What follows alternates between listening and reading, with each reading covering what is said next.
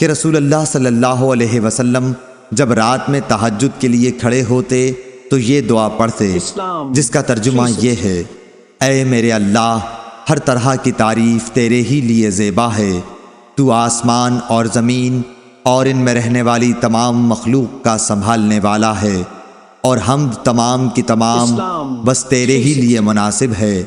آسمان و زمین اور ان کی تمام مخلوقات پر حکومت صرف تیرے ہی لیے ہے، اور تعریف تیرے ہی لیے ہے۔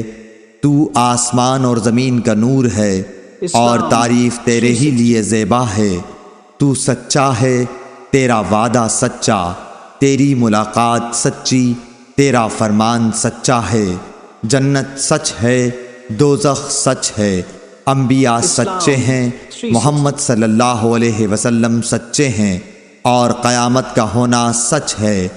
اے میرے اللہ، میں تیرا ہی فرما بردار ہوں اور تجھی پر ایمان رکھتا ہوں، تجھی پر بھروسہ ہے، تیری ہی طرف رجوع کرتا ہوں، تیرے ہی عطا کیے ہوئے دلائل کے ذریعے بحث کرتا ہوں اور تجھی کو حکم بناتا ہوں۔ پس جو خطائیں مجھ سے پہلے ہوئیں اور جو بعد میں ہوں گی، ان سب کی مغفرت فرما، خواہ وہ ظاہر ہوئی ہوں یا پوشیدہ۔ آگے کرنے والا اور پیچھے رکھنے والا تو ہی ہے، معبود صرف تو ہی ہے، یا یہ کہا کہ تیرے سوا کوئی معبود نہیں۔ ابو سفیان نے بیان کیا کہ عبد الکریم ابو امیہ نے اس دعا میں یہ زیادتی کی ہے: لا حول ولا قوت الا باللہ۔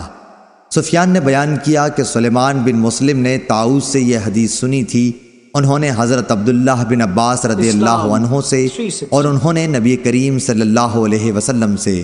صحیح بخاری حدیث نمبر 1120۔